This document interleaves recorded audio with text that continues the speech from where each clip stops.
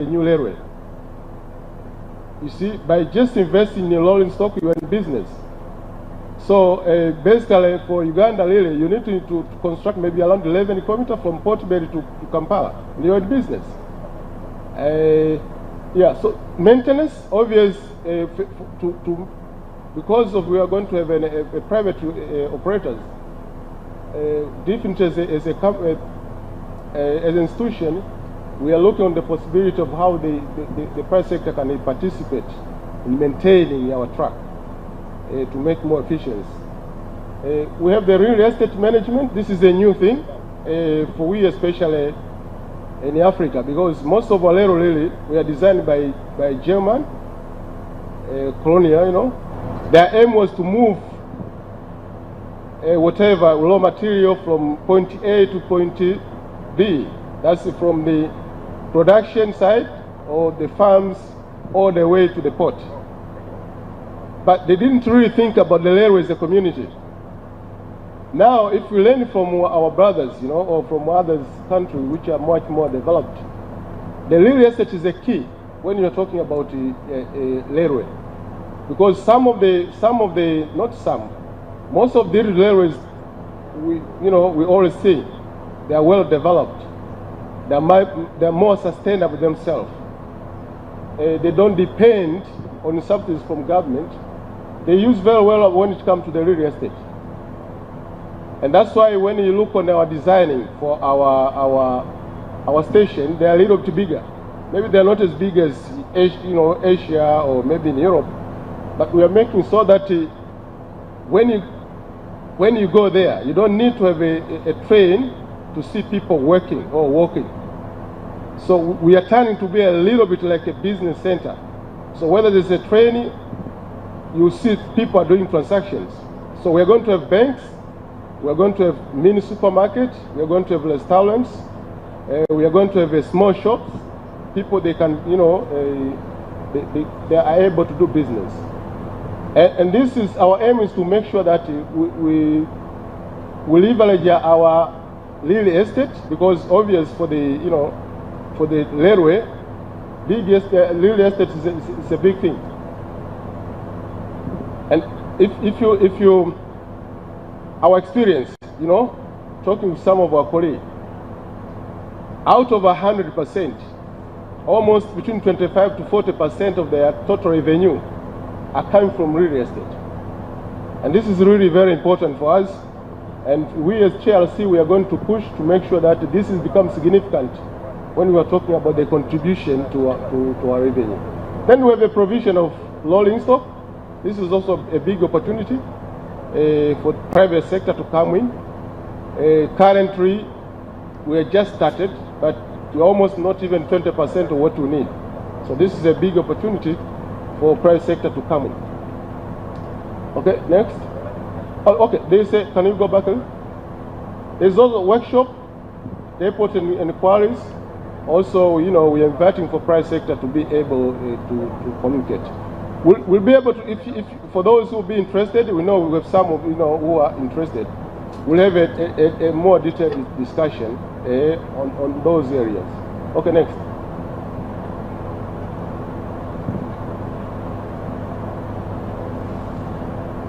And then you have the intercity. Okay, so I've spoken about Mtwara Bay. Can you move? Those are the figures, actually.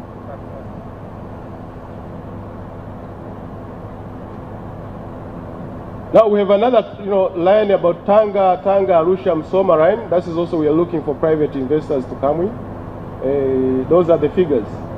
But all of this, actually, we have the feasibility study. It's already done. Maybe some of the feasibility study we need to upgrade it, but most of the, all of these are, we have already done the feasibility study. But next.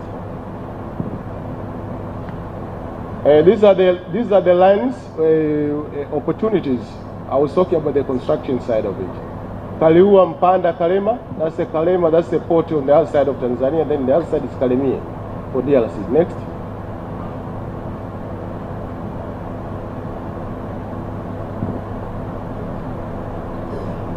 We have Isaka Lusumo, that's okay. Isaka Lusumo, that is another line.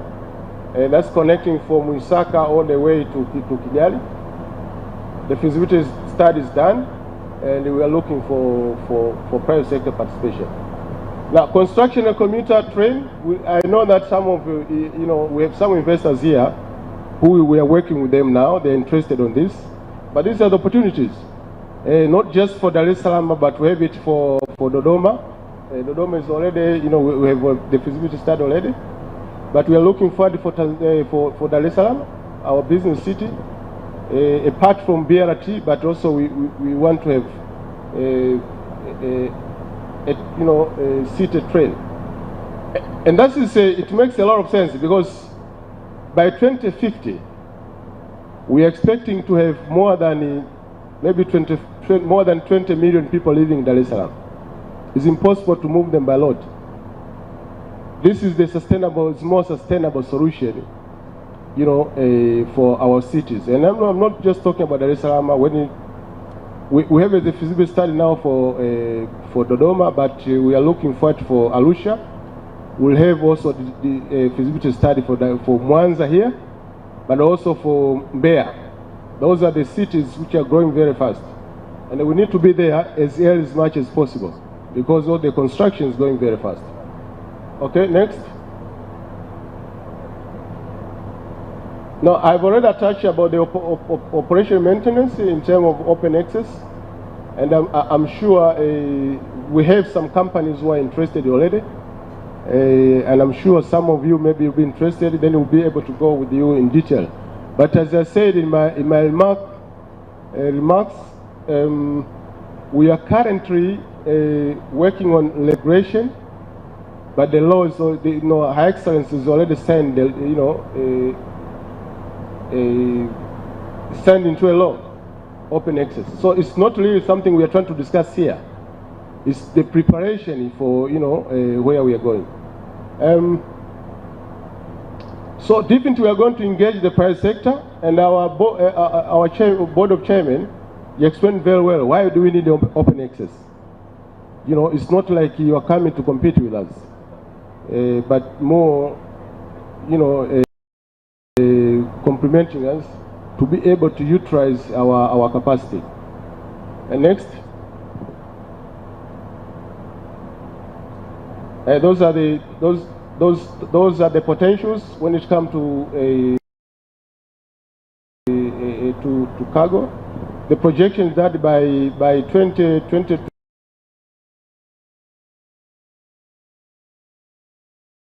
29-30, which is really very close. We are expecting Dar es Salaam port to hit 30.013 million tonnage. And this is almost 50% of that is transit cargo.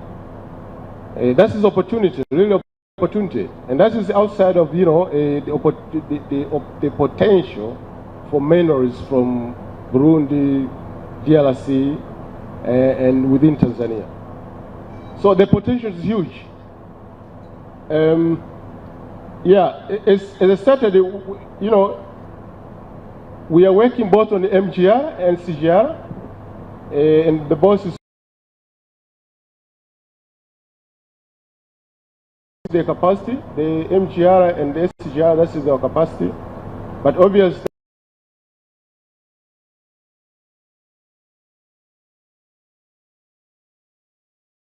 that is the minimum capacity. With the loops we have increased, it goes almost twice of that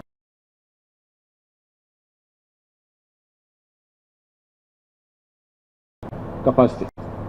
Yeah. Next.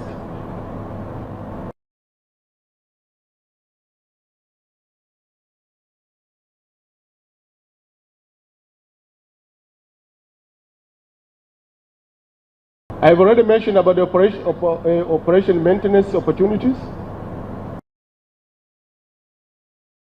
And the intention of we as TLC to work closely with private sector, making sure that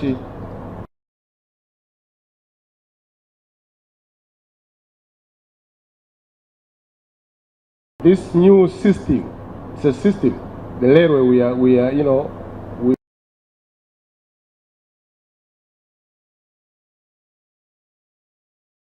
investing, it runs efficiency as much as possible for the betterment of our country.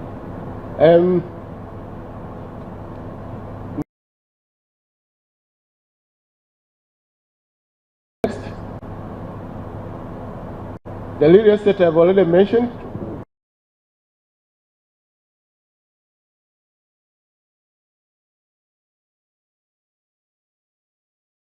What is but those are the areas, you know, of participation.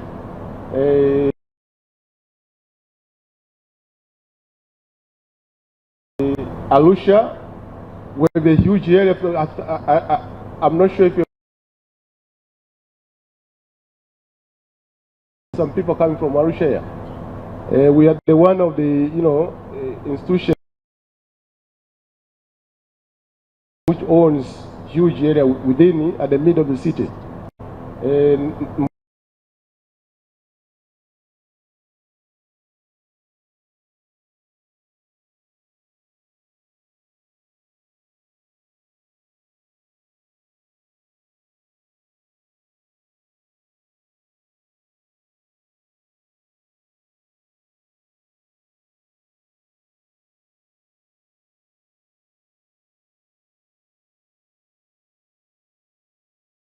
Togolo, the same thing, you know, you're welcome.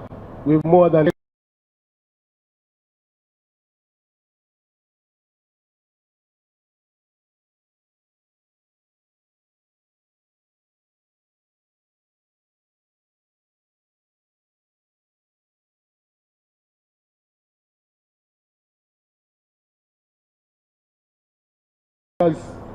just around our station.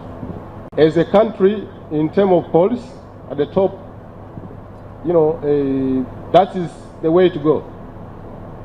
Private sector participation. As I said, the government law is to put a conducive environment for private sector to be able to do business.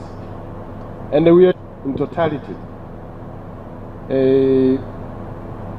SGR is a game changer for within Eastern, even to the SADC. And Tanzania, we've been pushing a little bit, you know, hard, because if you look on the, in terms of Africa in general, we're more around 4,400 kilometers under construction. And almost 40%, almost close to more 35% is in Tanzania. That is, we are much more aggressive, and also tells a lot when it comes to geographical position we are, because we are not just talking about Tanzania, but also we are thinking about our neighbors, you know, how they are able to, apart from using our port, but how they are able to cut down cost, you know,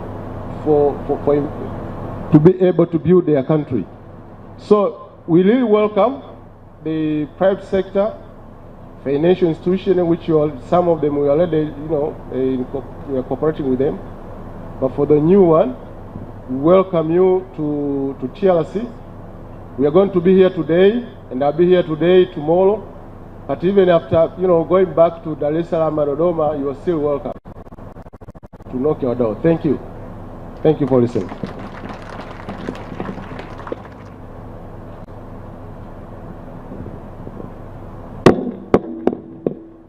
Asante DG. After the corridor presentation and yours, the picture is becoming a lot clearer. Sindio jamani, eh? Yeah? So we're looking at moving to mbele na matangazo haya ya moja kwa moja, na kikubwa zaidi katika kongamano hili kubwa la kibiashara ambalo linaangalia kwa kimsingi fursa za biashara na uwekezaji katika RELI nchini Tanzania. Wapo wawasilishaji wa mada mbalimbali, na mada ya kwanza ikiwa imewasilishwa na mkurugenzi mtendaji wa shirika la RELI nchini Tanzania TRC, na kwa hivi sasa yeye akijaribu kuangalia pia fursa nyingi ambazo zipo katika eneo hili, na hivi sasa ni wasaa wa wasilishaji mwingine ili kuweza kuangalia yale ambayo yapo katika sekta hii ya usafirishaji nchini Tanzania. Bado tupo katika ukumbi huu wa Malaika Resort hapa Ilemela jijini Mwanza.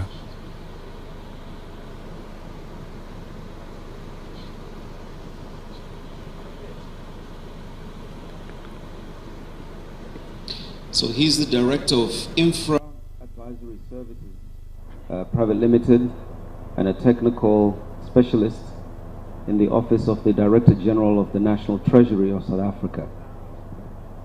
Until January of this year, he was the Chief Executive Officer, the Gautrain Management Agency, which is the owner of the assets of the Gautrain Rapid Rail Link, a US dollars 3.5 billion urban rail PPP. He joined the agency in 2010 and served as the Chief Operating Officer between 2014 to 2020. That's substantial years. And prior to his time at the Gautrain, William was the head of the Public-Private Partnership Unit at the South African National Treasury and was also the unit's founding member since the year 2000. I think I can go on. We're happy to have you. Thank you for your patience, and we are anxious to hear from you. Karibu sana. Most welcome. Please proceed if you can hear me. Thank you, Master Service. Yes, I can. Can I just check whether I'm audible or not? You're very audible, and you're also very clear. Great. Thank you very much, and thank you for this invitation to join this august forum. And I wish I was there. Unfortunately, circumstances prevented me from attending in person. But what I would like to do is share my presentation with you, which I have titled A South African Experience in terms of our private participation in rail. So again, let me just check, is my screen visible to everyone?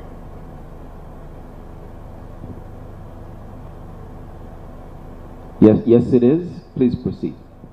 Great, thank you. So I've titled this Private Sector Participation in Rail, a South African Perspective. And as you very kindly introduced me, Master of Ceremonies, I am the ex-CEO of the Gautrain Management Agency, which is the agency which has the largest rail concession, passenger rail concession in Africa.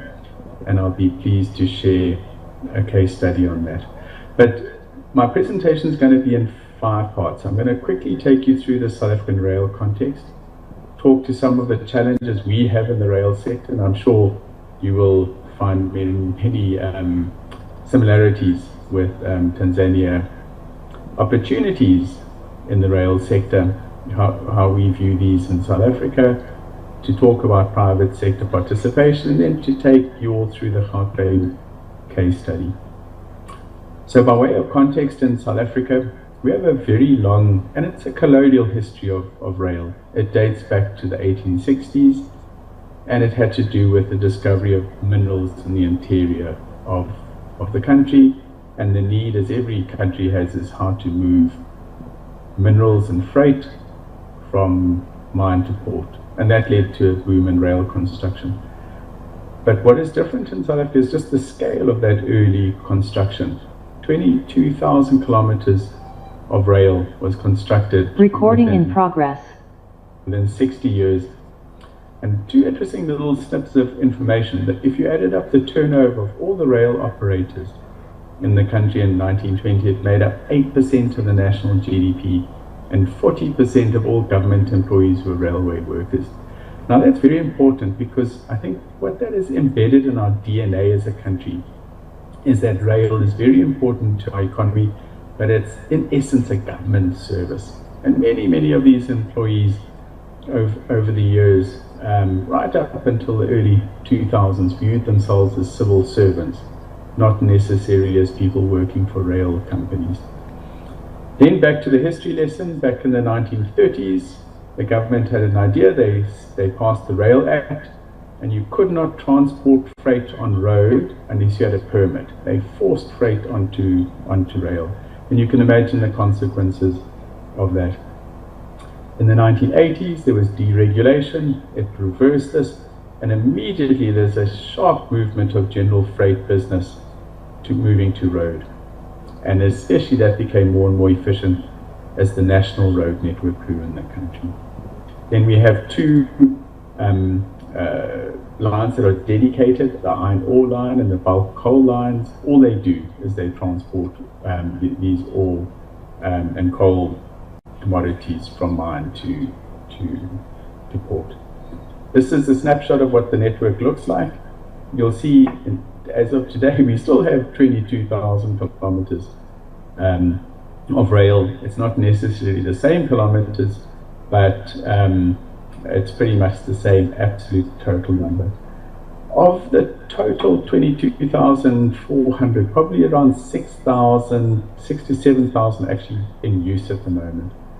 The bulk mineral corridors, the one in the west of the country takes iron ore to port, and the coal lines are on the east side of the country.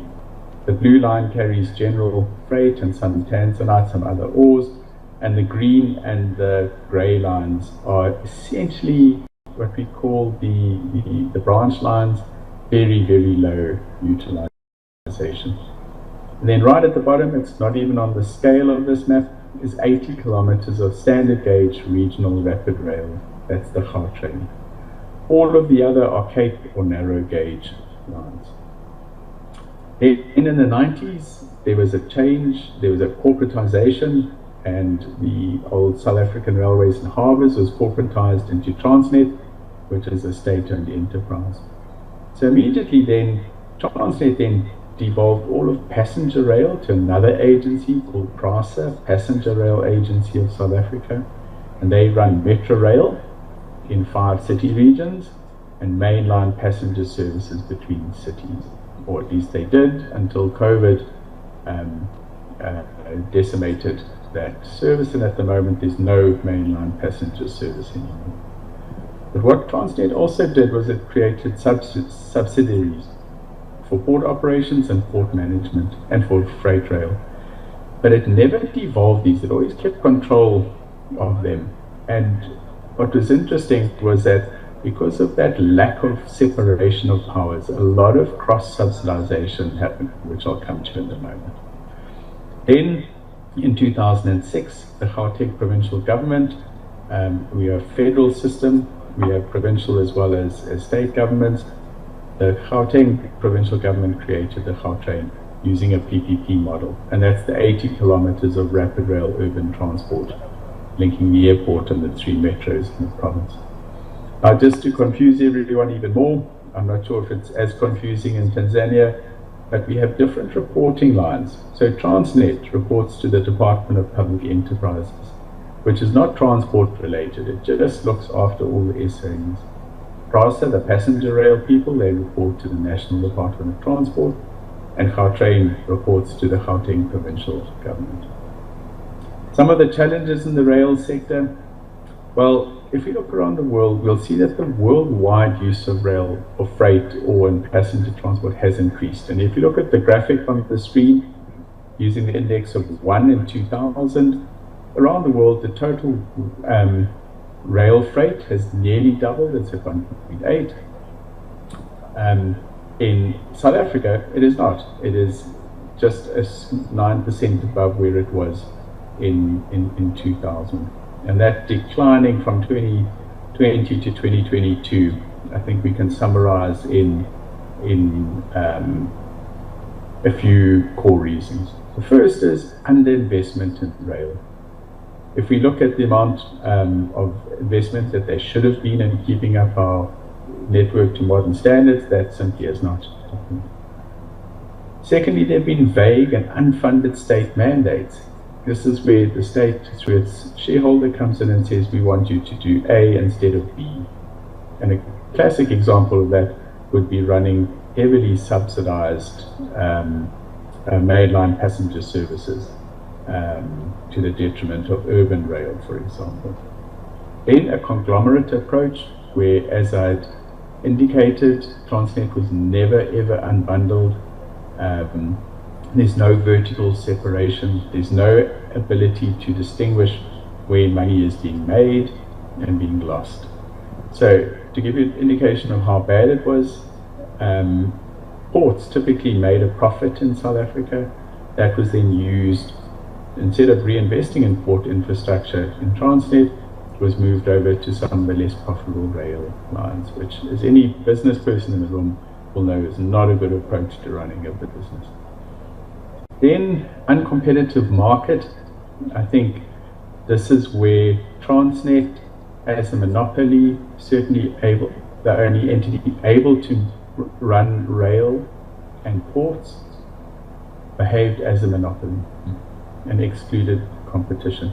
And yes, that may have helped them in the short run, but you'll see in the last 2 to 3 years has not helped, and neither has poor governance, to which I would add a large element of corruption around large tenders for rolling stock, locomotives, etc. But if you go and have a look at this in a little bit more detail, you'll see that so we map this in this graphic over the last 100 years. You will see the effect from 1930 to 1980, where it was a regulated environment. You had to transport your goods by rail. That moved the general freight business and the iron ore and coal all the way up to a peak of sort of 150 to 200 million tons if you add them all together. But immediately deregulation came into place. That dropped down. At the bottom of the graph, you'll see the coal and the iron ore increased up until sort of 2016, 2017, and then took a marked drop. But the scary thing is, look at the GDP of the country in that dotted line and how rail has failed to support the economic growth trajectory of the country. Our ports are ranked in the bottom 10% by the World Bank, measured by performance. And economists estimate that we forfeited our $27 billion US dollars in not being able to take advantage of the commodity boom of the last 10 to 15 years. From a passenger rail point of view, COVID had a very big impact on passenger rail. Passengers left the mode and assets were lost to vandalism. So it's not a pretty picture when you look at the challenges. So where did the freight and passengers go to? And here's another graphic, and I have shared the presentation. You're welcome to have a look at this. All of this data comes from the National Department of Transport and the Presidency, so it's open data. But you'll see what happened then was it was a shift from rail to road. So underinvestment in rail resulted in increased private investment in road haulage. So if you have a look at the graphics here, you'll see that again from an index of 1 in 2007, 72% more an increase in investment in heavy trailers. These are massive trailers to bring ore on road. And you will see similarly across all these road-based ones. But the bottom line, the black line, that's our investment in locomotives in the country, which has declined by 33%. That leads to massive inefficiency. Now, because I always prefer a picture to a graph, I think this sums up the state of our freight rail system at the moment, having moved into road. On the top right, this is a recent picture of someone trying to haul via these heavy trailers on a provincial road with axle weights well in excess of the road load-bearing capacity, damaging the road. And the bottom left picture is the N4, a national road at the Mozambique border. The queue of trucks waiting to get to port at Maputo is reportedly over 50 kilometers long. And you can imagine the impact on the economy from this. All right, let's try and be a little bit more cheerful about this. What are the opportunities? And this is where I'm very happy to say that over the last 3 years, we have changed our policy approach in South Africa. After many, many years of inactivity, we now have a national rail policy and a national rail bill. And it's looking at 3 critical areas. The first is vertical separation in Transnet, so to unbundle Transnet from this conglomerate. Number two is to allow third-party access onto the rail network, enforced and regulated by an independent economic rail regulator. And then thirdly, devolution of passenger rail functions to the metros, that's the cities and the provinces. And all of this to also, through that level playing field, to allow private sector participation. The presidency has set up crisis committees and private and public sector participation in freight and passenger rail. There's a freight rail roadmap, which I'll talk a little bit about, but in essence it maps out a way we can get out of this mess that we're in. Then we are developing a national rail master plan, which really is to reconstruct our strategic rail network, to move away from the 22,000 kilometers that we can't manage into a much more cost-effective core network.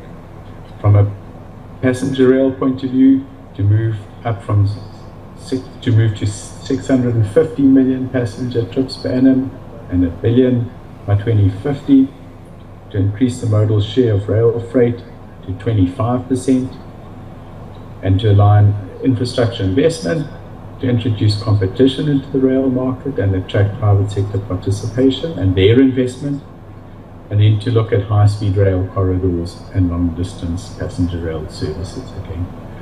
This is the National Department of Transport map. I think they've done very, very well.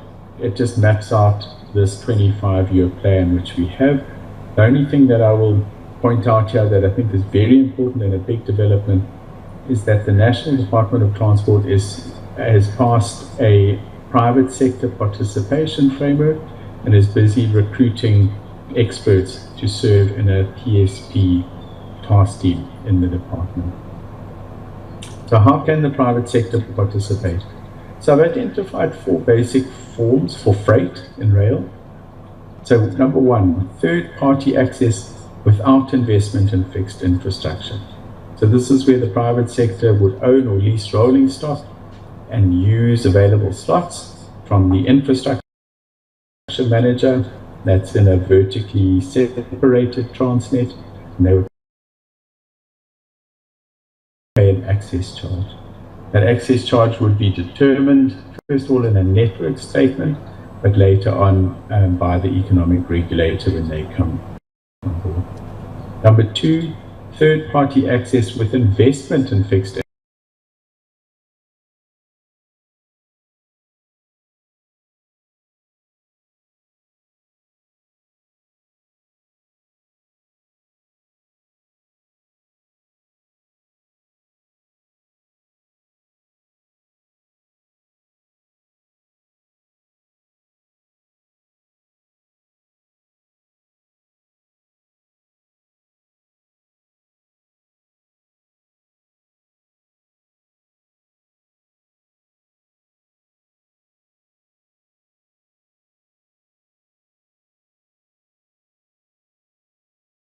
motors, wagons, and electric multiple units to public and private operators.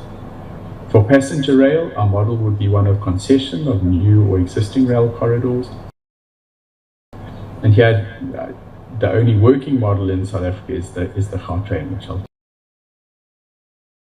talk about later. Transnet did tender out access to rail lines, but those tenders were not market friendly and they largely failed, and hence the intervention by our national government to try and drive this more progressively. There is one contract for a Durban port terminal awarded last year.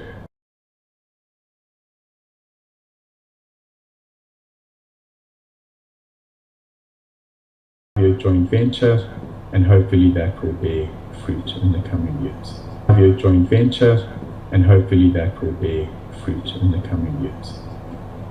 To then talk quickly about private sector participation overall in South Africa, we have a strong PPP framework. We have 131 projects, around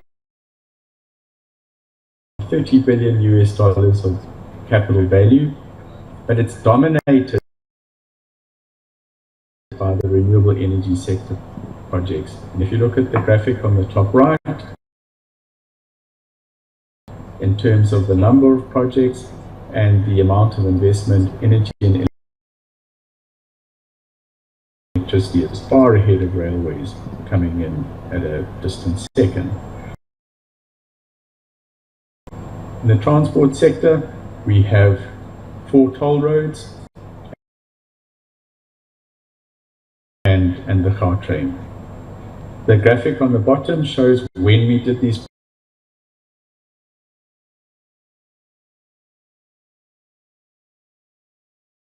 projects, and you'll see that we've been very active in the country since 2010 onwards, and we have developed a good basis of expertise in PPPs. To then move to my last part of the presentation, I want to share with you my experience on the Gautrain. But before I do that, and I think people in the room will realize some of the characteristics and recognize some of the characteristics of public transport. Number one, public transport, especially rail-based public transport, is very capital intensive. It has very high operating costs, and there's a limited ability or willingness to pay, and that's across the world. But especially in developing countries, people can't afford the full cost recovery, cost of good public transport systems. Therefore, there's the high likelihood of subsidy. And that's why the economic impact and the fiscal risk need to be carefully analyzed. And I say this in my new role as advising in the National Treasury. You can't just go into a whole bunch of projects because somebody says there's a good likelihood of economic impact. There has to be a thorough analysis of these impacts and risks. And it must have a wider impact on the economy and society than just being a rail project. And I know rail people don't like to hear this, but remember, we're competing against a whole range of other economic investment projects. We have to show our case. And this is where Gautrain is interesting, because Gautrain was never put forward as a transport project alone. It was put forward and proposed way back in 2003, 2004 as an economic investment and an economic growth project that would stimulate new development and job creation. The other elements, of course, were transport related, restructuring urban areas, city sustainability, and promoting public transport, promoting small businesses, tourism, etc. To give you some of the details about the project, it's a greenfield urban rapid rail project, 80 kilometers with 10 stations linking the 3 cities in Gauteng and the airport. It is a PPP. It's a concession agreement of the design, build, finance, operate, maintain and transfer. And what's interesting, it's signed in 2006 and it ends in April 2026, which is only 2 years away.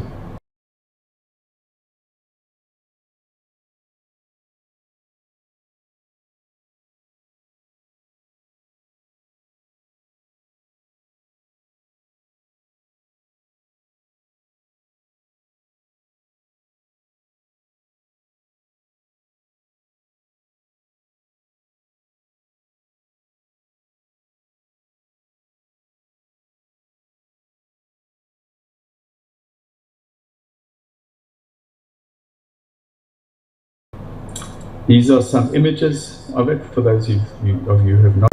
Had a massive economic impact, 20 billion rand during construction and 1.7 billion rand per annum during operations.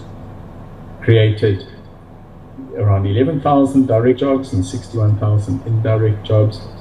And you'll see that as the population of our cities grows, this need for urban transportation, rail transportation grows stronger and stronger. Talking about the Gautrain as a PPP, we're one of the first passenger rail concessions ever in the world. I think we were 7th, if my memory serves right, when we signed the agreement in 2006. Capital cost around $3.5 billion US, making it one of the largest greenfield PPP rail projects in the world.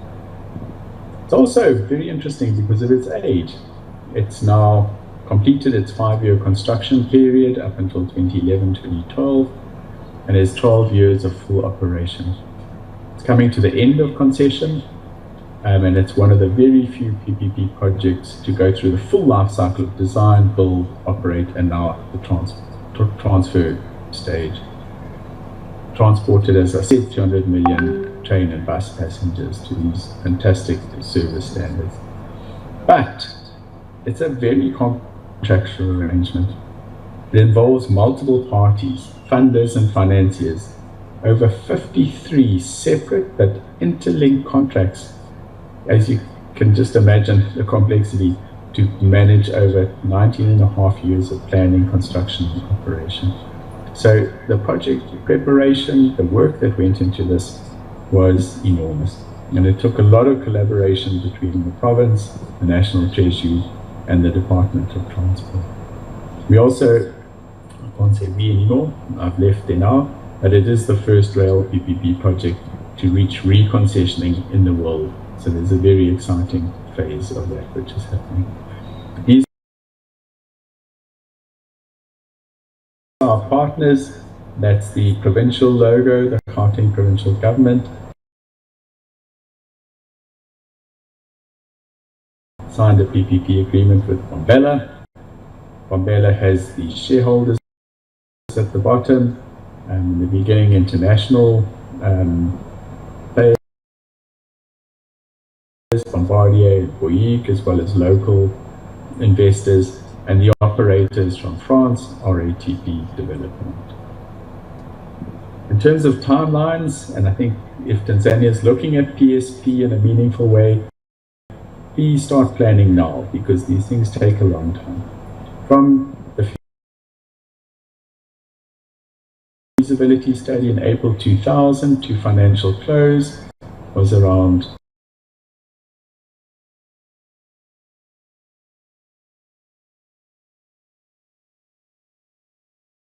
five and a half, 6 years, around 6 years to build. So in total, from start to ribbon cutting is 10 years. So we have to be thinking well ahead of the curve. And we're in the operations and maintenance phase now. Very importantly, I'll touch on it briefly, and again, it's crucial in developing countries. Rail projects must have targeted socioeconomic development.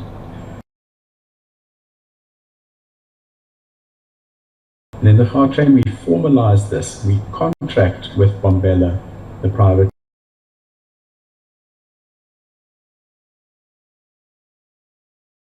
party, for 22 components of socioeconomic development. Things like job creation, who they buy materials from,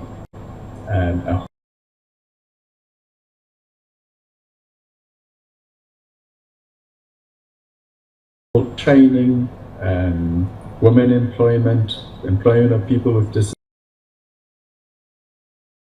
disabilities, all of these socially important elements. As a result of that,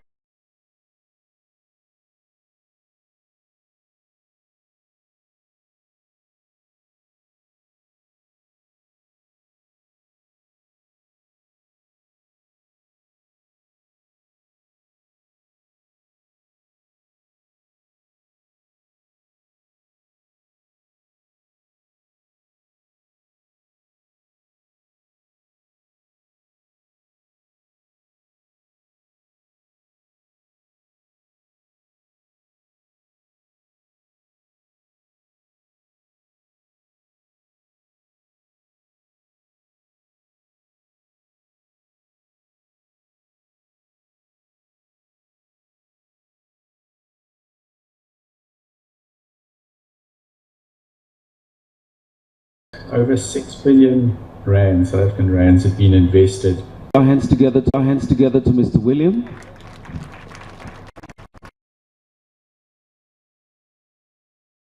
And since he's online, let us allow a couple of questions.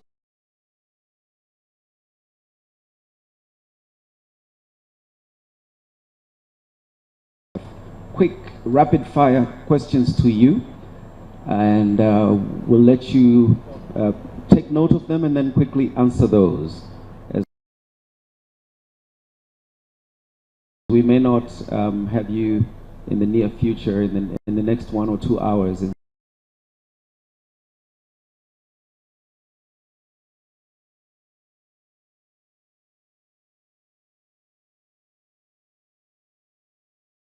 So we'd like to make good use of you as an expert resource. Ladies and gentlemen, questions please. Tupo tayari kupitisha. The microphone is ready. Father, it's your guest, or we'll bring one to you. Ni akibainisha ni kwa namna gani wajasiriamali hapa nchini Tanzania wanaweza wakawekeza huko katika sekta hii adhimu ya usafirishaji ili pengine kuweza kupata mafanikio makubwa kama ilivyo kule nchini Afrika ya Kusini, ambapo kwa maelezo yake ni kwamba kule kuna mafanikio makubwa sana. Tusikilize sasa baadhi ya maswali kutoka kwa washirika katika kongamano hili.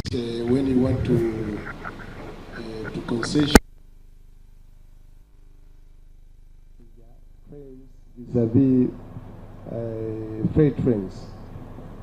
Yeah. Much more, it's much easier in terms of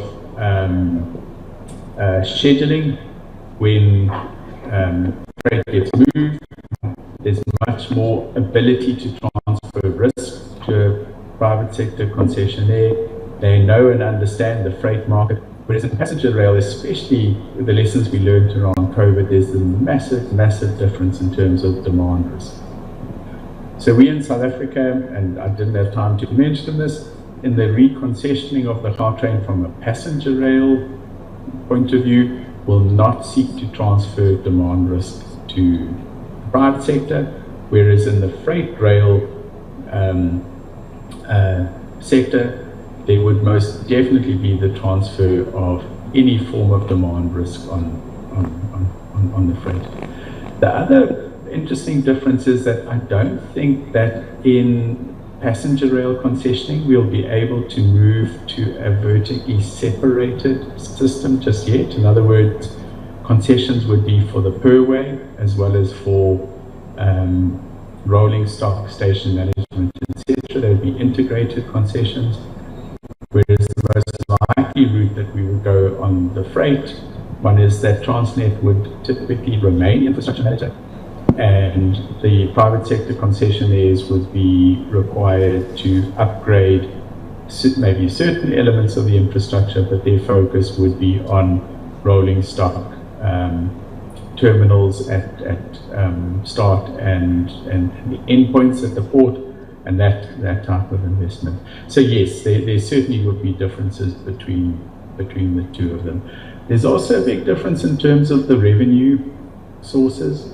As I'd said, passenger rail is a subsidized service, so there would most likely be an element of different subsidies coming together to pay the concessionaire and passenger rail, as well as the fare revenue that they collect, whereas again in freight we would not be looking for any form of public sector subsidy. I think those are sort of the highlight differences that come immediately to mind. All right, thank you, William.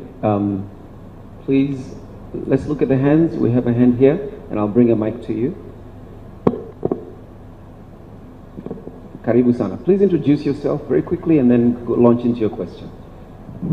Thank you very much, moderator. My name is Abubakar Ochaki. I'm the Chief Operating Officer, Uganda Railways Corporation. My question, sir, is one. We have seen concessions failing, railway concessions failing in East Africa. In Tanzania, its concession with the Indian rights failed within the first 2 or 3 years. In Kenya, it failed within the 10 years. In Uganda, it failed within the same period, 10 years. What is that special stuff have you done to have your concession successful in South Africa? But also through your experience in the industry, why do you think these concessions have failed in our setup? And maybe the last question is, what would be your personal or guidance if African states have to get back into these concessions? What is it, 1 or 2, 3 stuff that we have to do to have it right again? Thank you very much. Yeah, that is a great question. And I'm going to start off by answering with a plea. And my plea is this: we in Africa love to do things differently in our own countries. We never buy collectively. We never contract collectively. Yet if you look at rail, its most important characteristic, certainly in an African perspective, is its ability to cross borders. Yet we in South Africa, we bought our trains, Bombardier was the supplier. You look around, I think Ethiopia's purchased some Chinese rolling stock.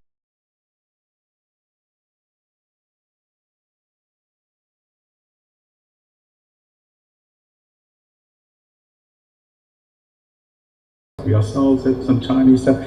It's bits and pieces all over the place. One of the reasons then that leads to failure in a concession environment is that we don't look at cross-border opportunities and growing the scale of these concessions to a point of view where maybe they become more commercially viable. That would be my first plea and response.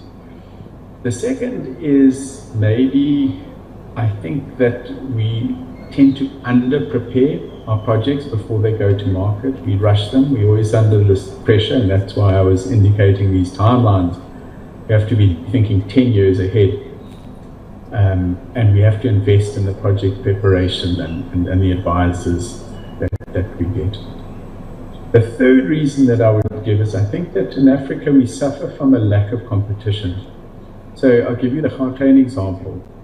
So we went out in 2004 to this massive international bidding process. You know, it was a real roadshow. We had the president, the premiers, all the ministers there. We invited each country to send their potential investors.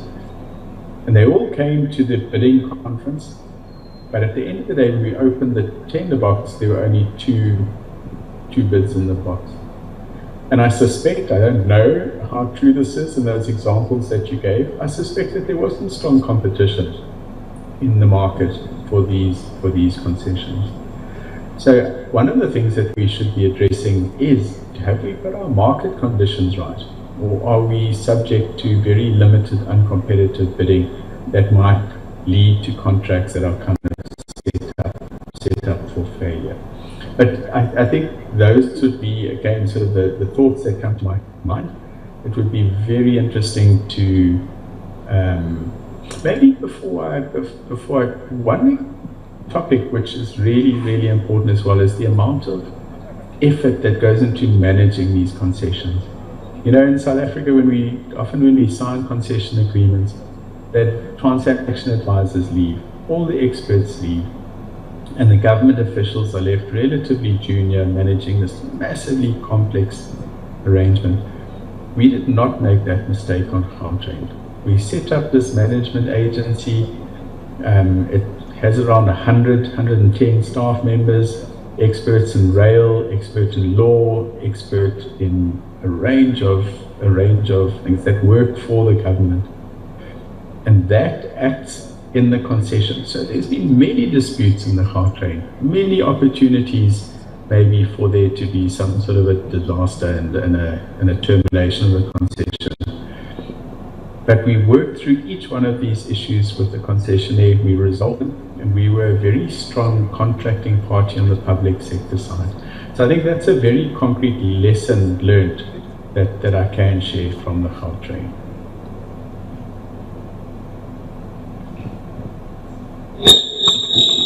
Okay, we have a bit of a feedback. So let's see if we can wrap up in about 5 minutes or so, as we're moving behind time. The next hand is Madam Chair. Yeah, thank you, moderator. I'd like to have a question to Mr. William. According to your presentation, you have mentioned most of the projects that you have implemented in PPP, and only Gautrain, when it comes to railway, has been implemented. Why do you think you don't have long distance train implemented in PPP mode? Because we receive investors from South Africa who shows interest to invest in Tanzania using PPP, but we haven't seen any project in terms of its massive 100 kilometers plus implemented in South Africa. Second question, Gautrain contract is coming to an end. 2 years to come, they're supposed to transfer according to your contract. What mode are you going to engage another operator? Are you going to engage an open access operator, or again you are going to use a PPP, and why?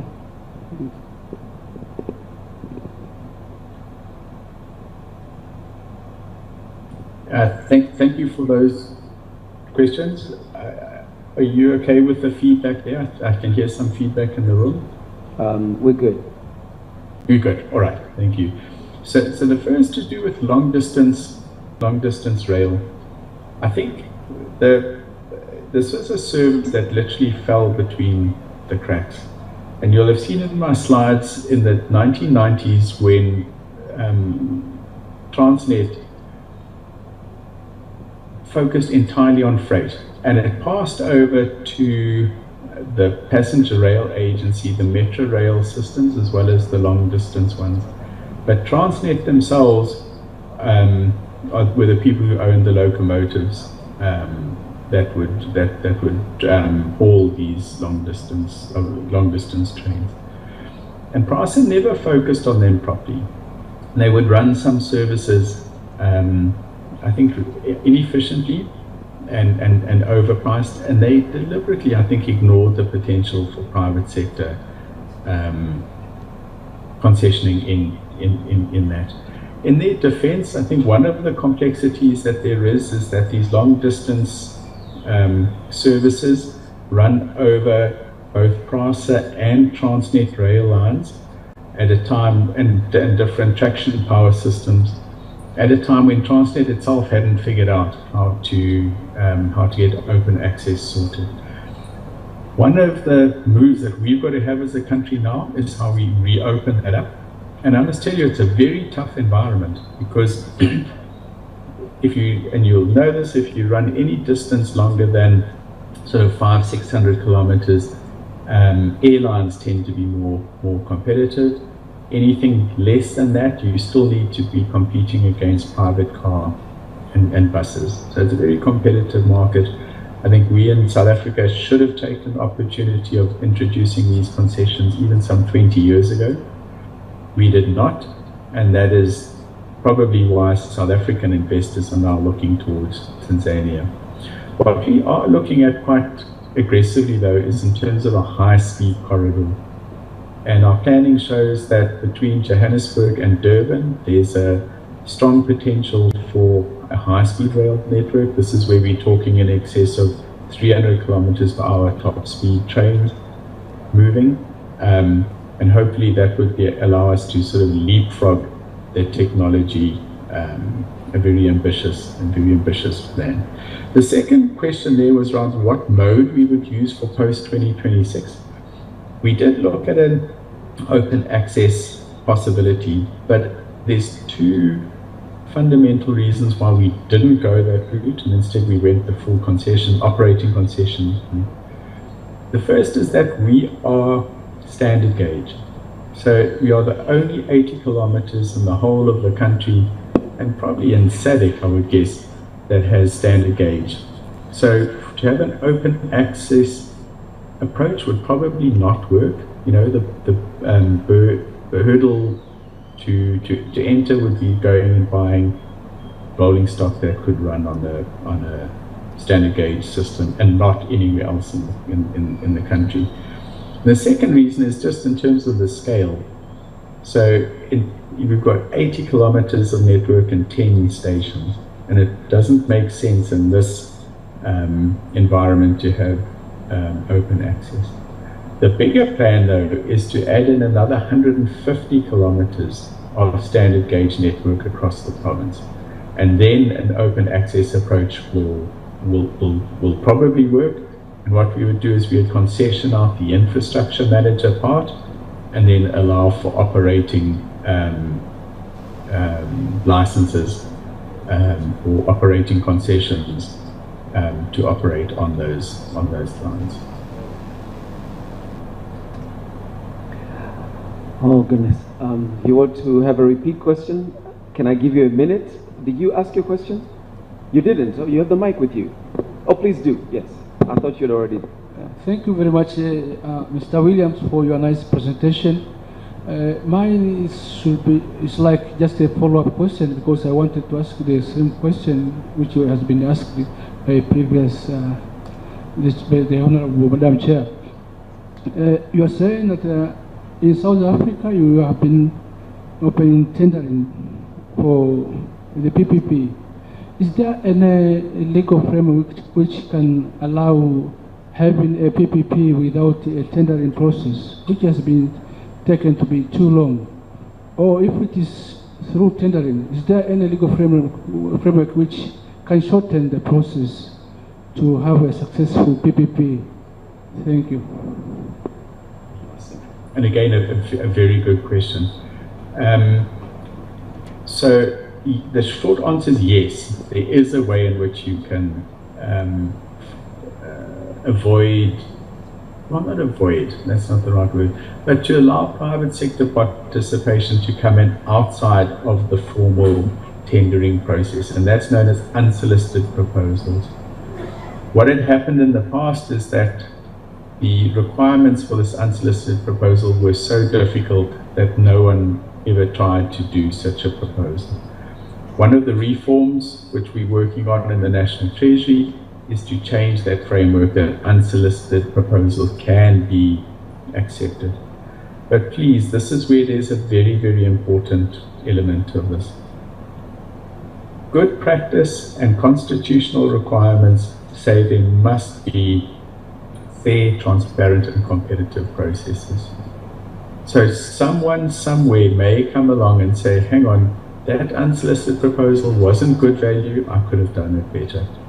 So what the new framework, which is being put out for unsolicited proposals, said that the private sector may come in, may make an unsolicited proposal, may develop the business case from it, but that business case still goes to an open market so that anyone else who wants to compete and show that they could offer better value than the proponent is able to do so.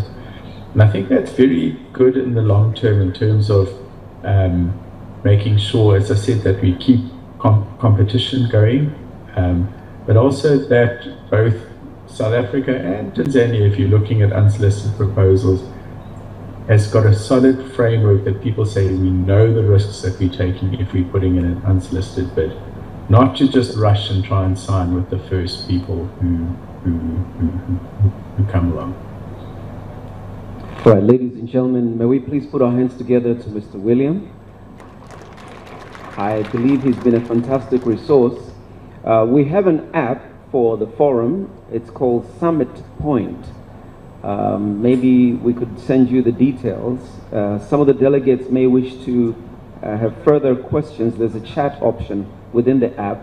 It would also allow you to follow the proceedings.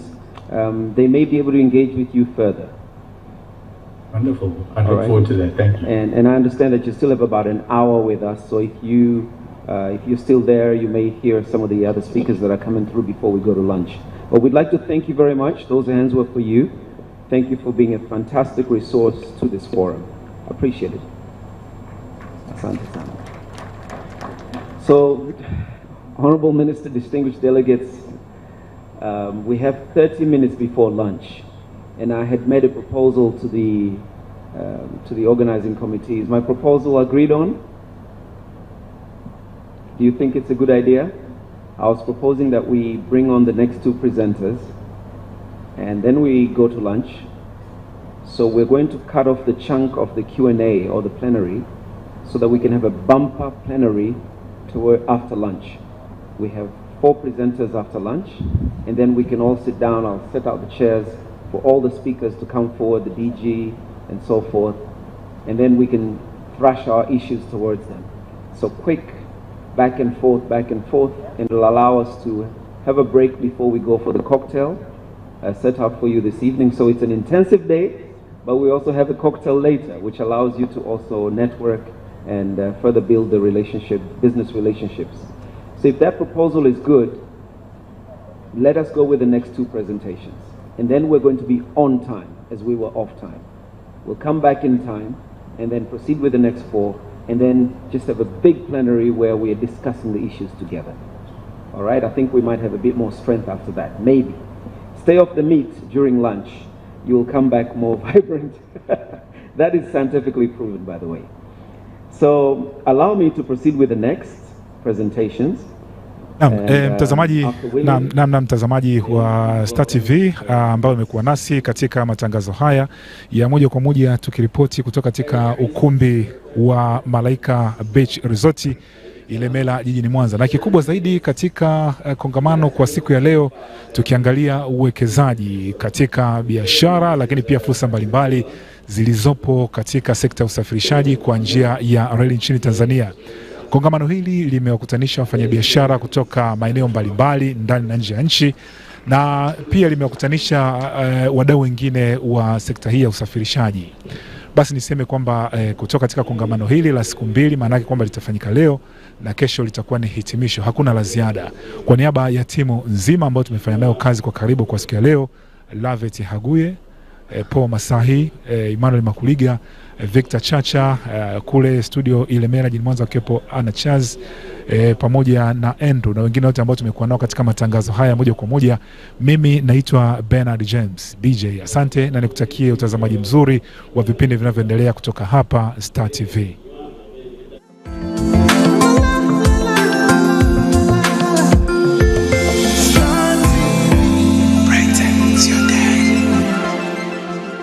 Star TV